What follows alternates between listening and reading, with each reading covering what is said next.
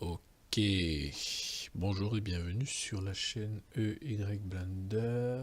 Donc aujourd'hui, si je réalise cette vidéo, c'est pour dévoiler à tout Internet, à tout YouTube, une méthode pour utiliser le Switch Node et l'Inum. Mais c'est surtout un petit tuto pour montrer la bonne méthode dans l'utilisation du switch node.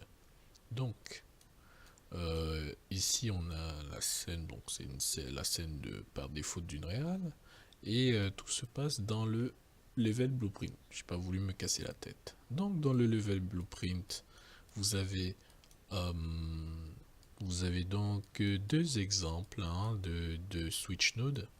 J'ai tenté d'être, comment dire, je vais tenter d'être plus précis et plus explicatif que euh, les autres tutos sur sur les Inum et sur les switch nodes, parce que bon, je trouve que bon, ils sont pas très clairs. Bon, en regardant dans la documentation réelle sur internet, en regardant les différents tutos, je me suis rendu compte que, enfin, la dernière méthode que j'ai regardée n'était pas très pratique vu qu'il fallait passer par un input qui set l'input qu'on va utiliser pour l'inum, donc c'était pas pratique du tout. Donc du coup, j'ai réfléchi, et je me suis toujours demandé mais pourquoi le switch node avait cet appendice là, et pourquoi il ne suffisait pas juste d'appuyer sur l'input qu'on avait set pour pouvoir sélectionner genre bon, le premier, le deuxième, le troisième, le quatrième, le cinquième, ensuite il rebelote et rebelote. Non, il n'y a pas de loop en fait dans le switch node, il faut lui dire quand est-ce qu'il doit changer. Pas... Sinon, il reste sur la valeur par défaut. Donc, alors, voilà la méthode que j'ai trouvée. C'est très facile. Alors, vous allez dans Project Settings et vous créez votre input. Comme ça, mettez son nom, tac, vous donnez un keyboard shortcut, n'importe lequel. Là, on va prendre Enter si vous voulez. Je reviens sur le minimum default. Et là, ah oui, on va lui donner un nom qu'on pourra retrouver EEE. Boum. Je reviens ici, je tape EEE, je retrouve EEE. Là, je vais sélectionner un switch. Alors, il y a les switch en Inum et il y a les switch en Integer. Alors, on va faire, moi, ce que j'ai utilisé, donc, c'est le switch en Inum pour le premier exemple. Donc, switch on Inum, pour ça, il faut créer une liste. Vous allez donc ici, vous sélectionnez Blueprint, vous allez dans Énumération, boum, vous avez votre liste. Là, vous allez dans New, vous mettez ce que vous avez à mettre. Là, par exemple, on peut laisser ça comme ça. C'est juste, euh, c'est juste, on va dire, c'est juste, des repères. Ce sont des repères pour savoir quand est-ce que c'est ce qui indique si on a vraiment changé. Voilà, on voit, voilà, ça permet de spécifier les sélections. Voilà. Donc, moi, j'ai créé une liste, j'ai mis display name je, tu, il, nous, vous.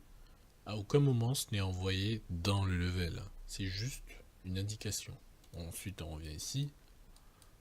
Ce qu'il suffit de faire une fois qu'on a créé un inum, il suffit de taper le nom de son inum. Moi, c'est list. Donc, je tape list. Et boum, je retrouve switch on list. J'ai get list. Bon, ça, c'est pas important.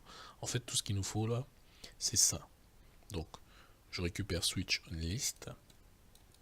Une fois que j'ai récupéré switch on list, comme je l'ai fait là, alors, il y a une chose très importante à faire, c'est prendre cet appendice là et promote to variable. C'est super important. Une fois qu'on a fait ça, eh bien, on peut donc on peut utiliser les execution node là, juste là, pour faire l'action qu'on souhaite. Alors moi, j'ai pris donc dans mon exemple, je print des strings.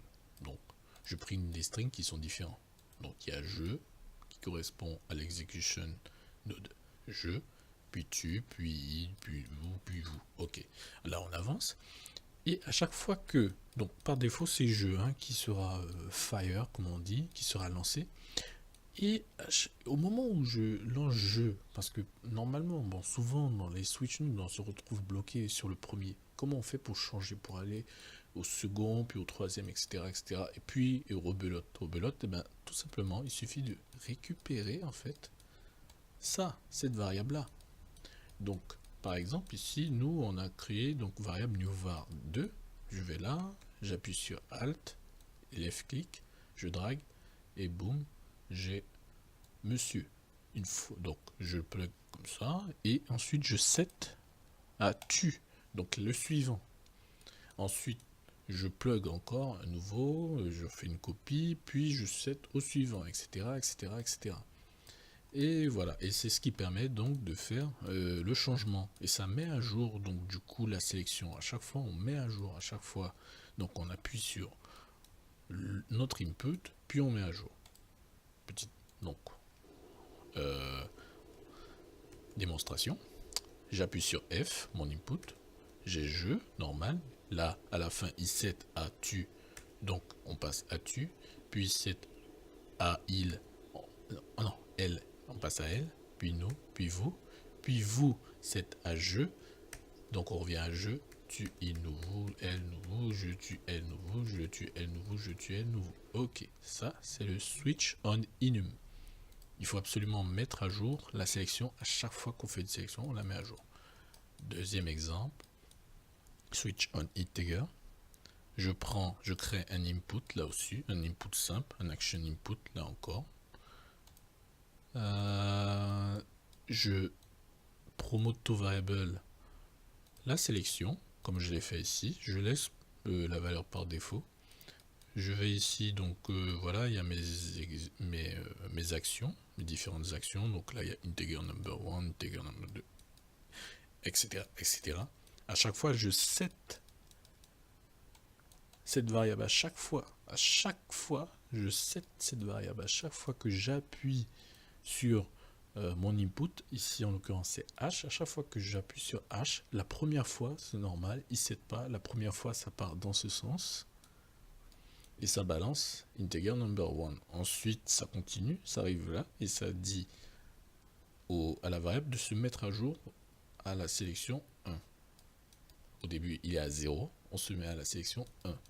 Donc, ça revient là, ça repart là, ou alors, si vous voulez, bon, ça part de là, et ça revient là.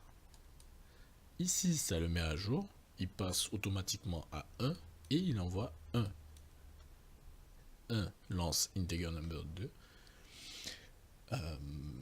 met à jour la variable à nouveau, on revient là, il remet à jour sélection, qui envoie cette fois 2, il envoie 2, et 2 envoie integer number 3, met à jour à nouveau la sélection, et dit à la sélection d'envoyer cette fois le 3, la prochaine fois qu'on appuie, là on rappuie, il envoie 3, etc., et etc., etc. Ici, en l'occurrence, démonstration, c'est l'input H. Donc, j'appuie sur H et voilà, j'ai integer number 1. Ensuite, ça met à jour pour l'integer number 2, puis 3, puis 4, puis 5, qui remet à jour pour le 1, 2, 3, 4, 5, qui remet à jour pour le 1, 2, 3, 4, 5, qui remet à jour pour le 1, 2, 3, 4, 5.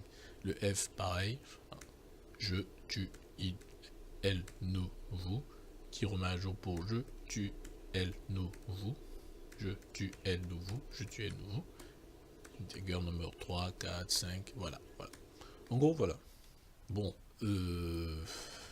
franchement, c'est la méthode la plus simple et la plus facile.